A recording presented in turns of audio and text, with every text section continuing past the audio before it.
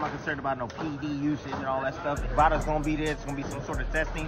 Canelo is probably one of the most tested fighters. There's a difference. Passionate, angry. Especially after that, the last time he had that quote-unquote contaminated meat. And you never once paid for drugs. Not once. Yeah, G. He gonna get beat by Manny Pacquiao if he ain't all the way focused in the ring, bro. All right, y'all. So there's a new question for the boxing community. Baby, turn this shit off. Now that Manny Pacquiao's back and Terence Crawford is going into his super fight with Canelo, what will be the greater accomplishment?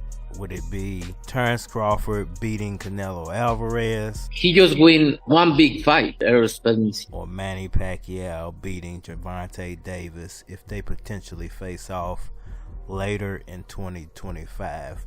And I say that because both of these things could be record-breaking accomplishments for either one of those fighters. So now they trying to blemish my accomplishment just to boost him up. But being that Manny Pacquiao is the living legend, Terence Crawford is still solidifying his legacy. Which one of those things would push, I guess, either one of those fighters over the top when it comes to their status as the GOAT? Because I feel like this: one of these fighters is in trouble of being forgotten by the end of 2025. What'd you just say? And I say that because if Terence Crawford fights Canelo Alvarez in, September, and then he loses to Canelo, now perhaps there'll be a rematch, but I've heard that this is going to be Terence Crawford's retirement fight. What news to wake up to in the morning? Then what if Manny Pacquiao actually does fight Gervonta Davis like in December